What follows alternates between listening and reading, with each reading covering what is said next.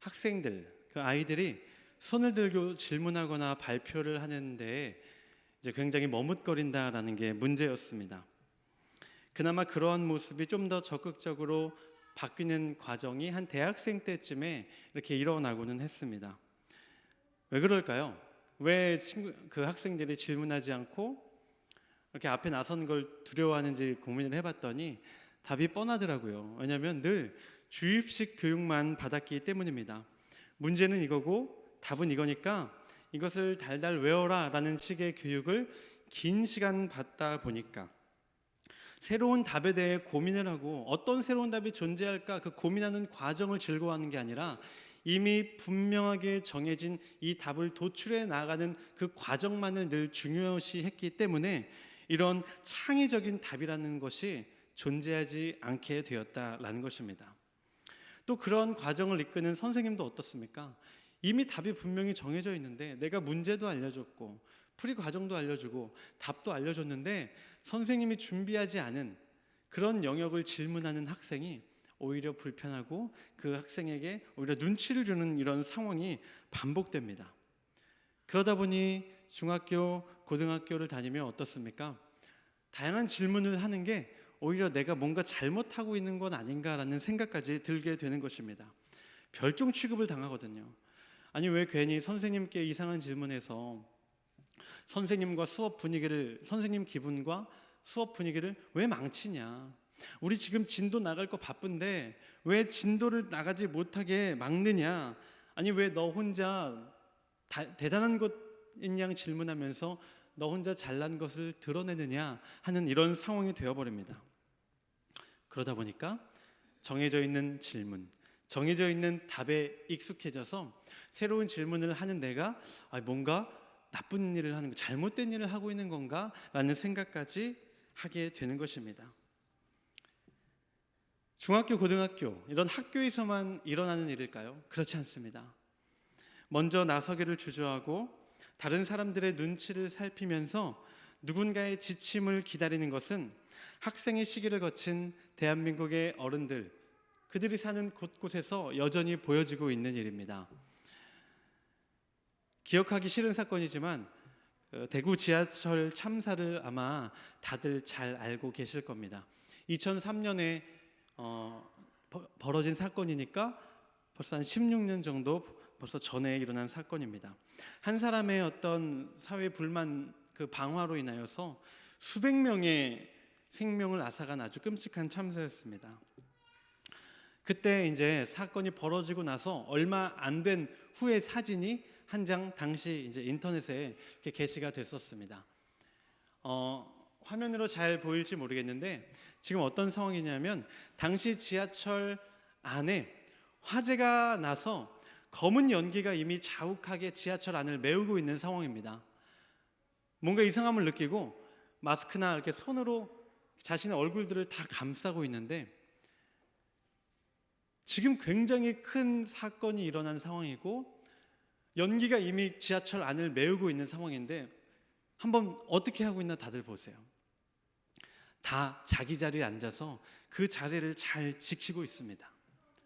이게 당시에도 아주 이슈가 됐던 사진입니다. 왜 이슈가 됐냐면 지금 당장 이거를 지하철에 이런 문제가 생겼다는 것을 열차를 운행하는 기장에게 알려야 하는 상황이고 아니면 뛰쳐나가서 어떻게든 해결 방법을 모색해야 하는 상황인데 당시에 대부분의 사람들은 어떻게 했냐면 그 자리에 앉아서 기다리고 있었다는 겁니다. 지침을 기다리고 있었습니다. 그 후에 방송사에서 사진 내려주셔도 좋을 것 같습니다. 방송사에서 실험을 하나 했습니다. 5명이 강의실 안에서 이렇게 무언가 준 종이를 작성을 하는 건데 4명은 연기자였고요. 1명은 실험 대상자였습니다. 그리고 이제 준 종이를 열심히 작성하고 있고 그 강의실 안으로 연기를 잔뜩 밀어 넣습니다. 그러니까 열심히 쓰다 보니까 주변이 연기로 가득 차는 거예요. 그러니까 그 실험 대상자가 어떻게 했냐면 주변을 막 둘러보는 겁니다. 다른 사람은 어떻게 하고 있지?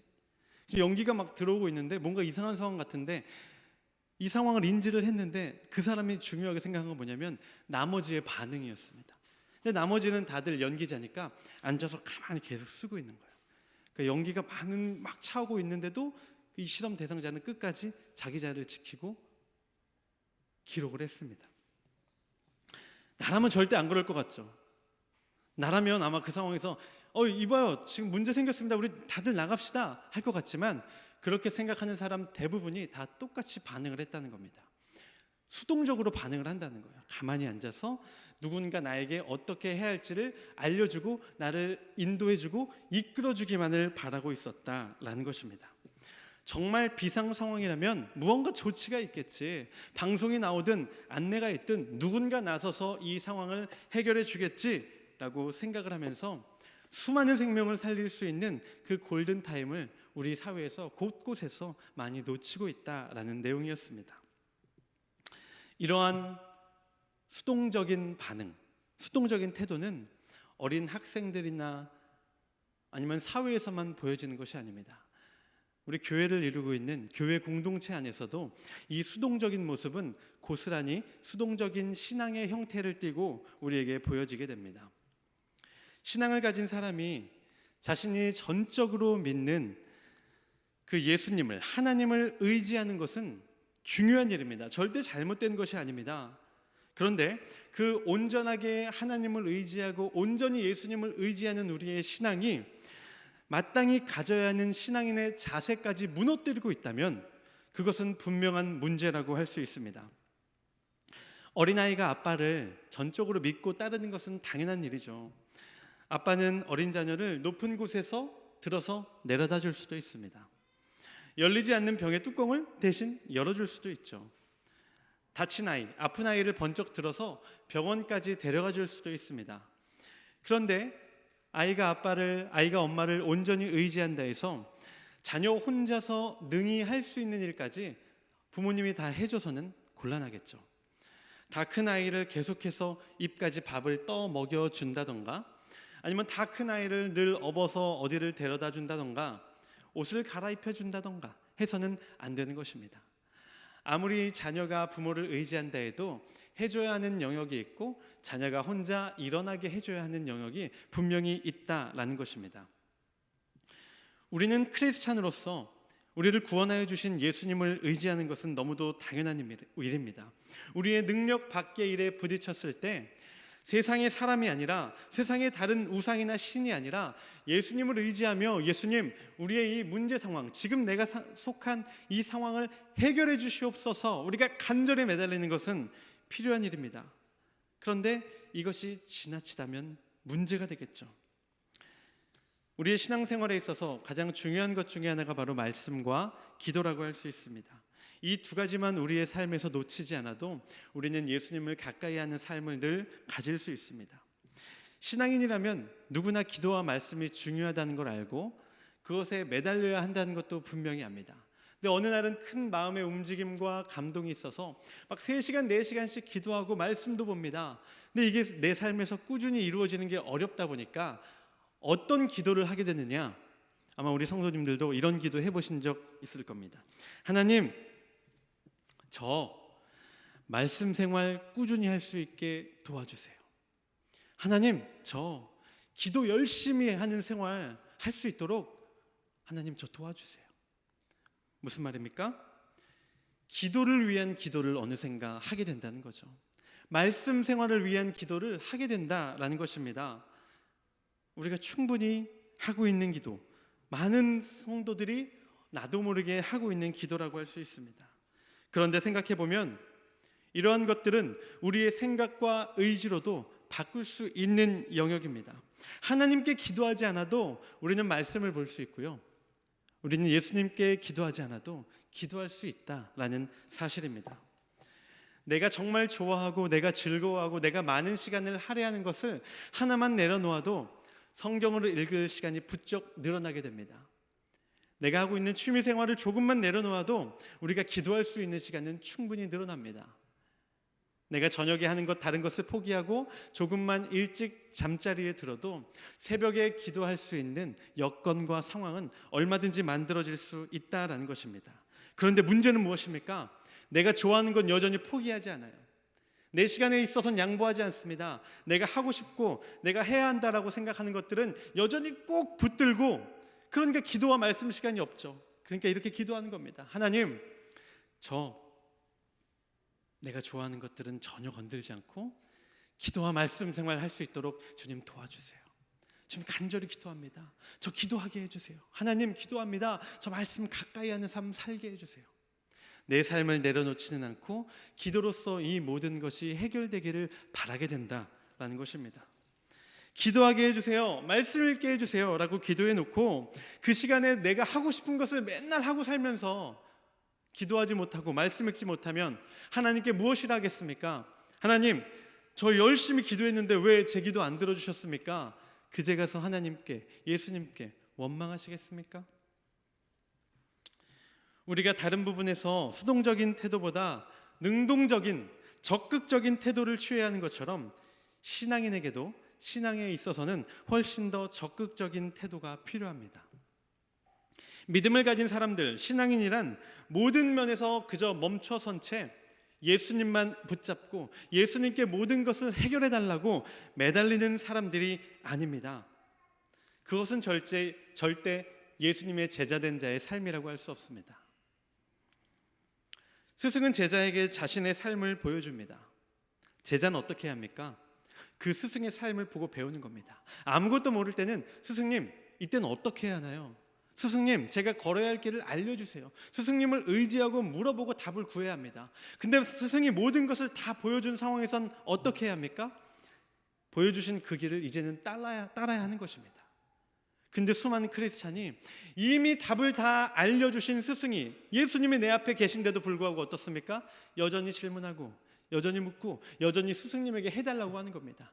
아니, 내가 이런 상황에 어떻게 하면 되는지를 분명히 예수님은 우리에게 알려주셨는데 예수님 알려주셨지만 또 알려주세요. 아니면 알려주신 예수님, 보여주신 예수님 또 보여주세요. 아니면 그 자리에 멈춰선 채 그냥 예수님이 해결해 주세요 하는 신앙에 많은 사람들이 머물러 있으면 우리는 결코 예수님의 진정한 제자가 될 수 없다라는 것입니다.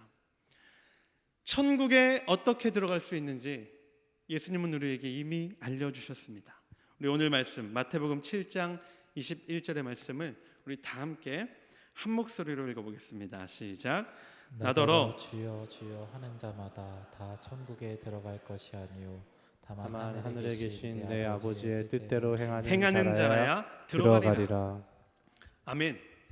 자신의 믿음을 드러내는 방법에 있어서 또 우리 야고보서는 2장 18절에서 이렇게 전하는 것을 보게 됩니다. 우리 함께 읽어보겠습니다.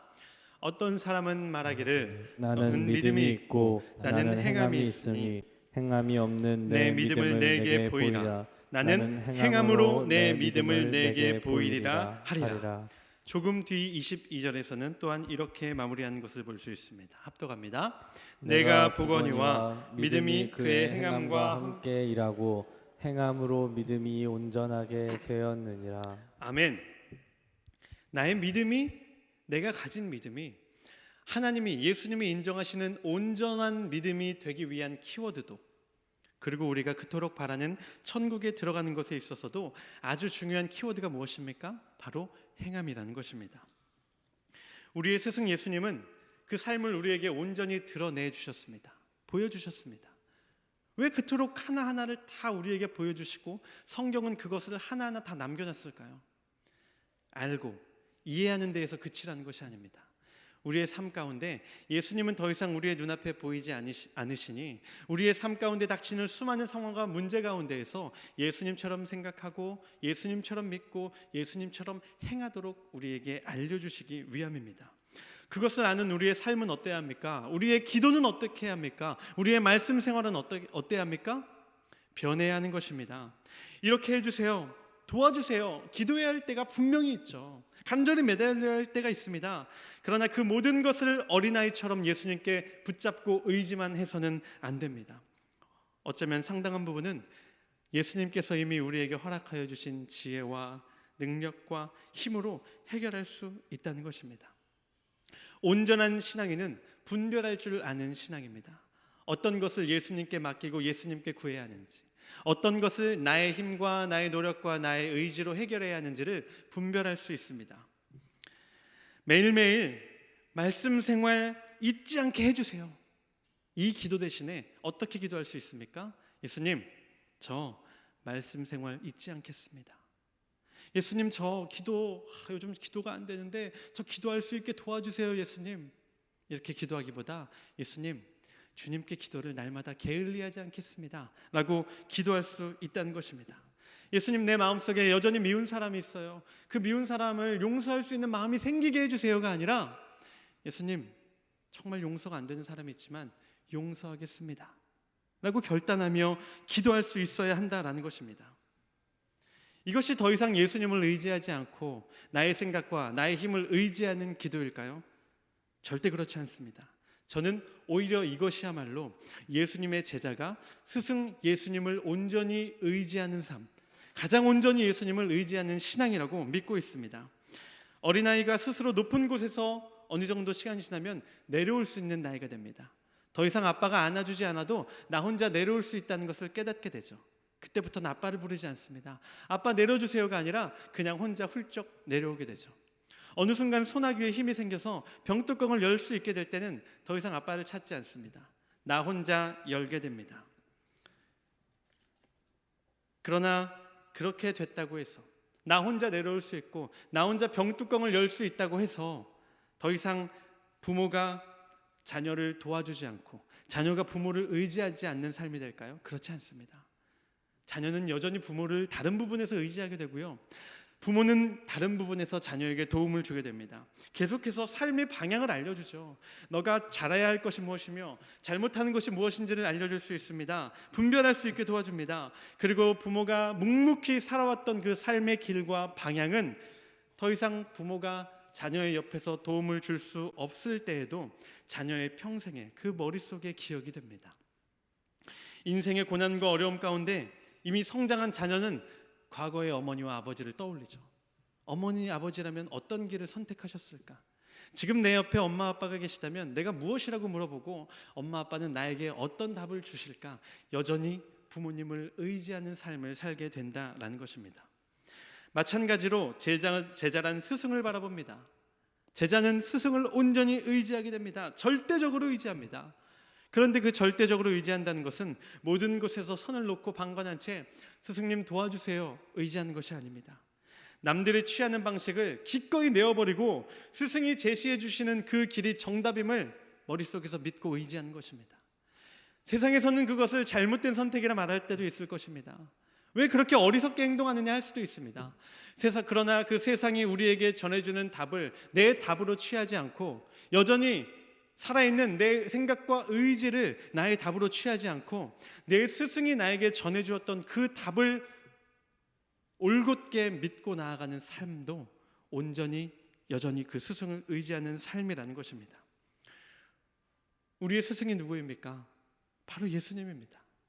예수님은 우리의 길을 앞서 걸어가시며 우리가 아무것도 모르는 시절부터 하나하나 그 답을 알려주셨습니다. 처음에 우리가 아무것도 할 수 없을 때는 어땠습니까? 우리의 처음 신앙을 가진 때는 어땠습니까? 하나부터 10까지를 예수님께 기도하고 매달리지 않으셨습니까? 예수님, 이거 해주세요, 저거 해주세요. 도저히 답을 모르겠습니다. 그러나 신앙생활을 길게 하는 가운데 예수님의 삶을 깊이 알아가는 가운데 예수님은 우리에게 지혜를 주셨습니다. 그 삶의 길과 방향을 알려주셨습니다. 그럼 우리가 이제 해야 할 것은 무엇입니까? 아무것도 하지 않고 내려놓은 채 기도만 하면서 예수님 도와주세요가 아니라 예수님께서 알려주신 길은 우리가 이미 묵묵히 걸어가야 하는 것입니다. 어떻게 해야 하는지 알려주신 답에 있어서는 이제는 행함으로 우리의 살아있는 믿음을 보여야 하는 것입니다. 그러나 분명 부딪힐 때가 있습니다. 내 노력으로 안 되는 때가 있습니다. 바로 그때 예수님께 간절히 붙잡고 그때 간절히 예수님을 의지하는 삶을 살아야 하는 것입니다. 문제가 있던 문제가 없던 더 쉬운 길이 있던 남들이 말해주는 더 편안한 길이 있던 우리가 선택해야 할 길은 무엇입니까? 오직 예수님의 길입니다. 그 한 길의 사람, 보여주신 그 길이 정답이 되는 삶, 진정 예수님만 의지하는 삶을 살아가시는 우리 은재교회 모든 성도님들이 되시기를 축원합니다. 우리 다 함께 찬송가 543장 어려운 일 당할 때 찬양하시고 우리 마음을 모아 하나님께 기도하겠습니다.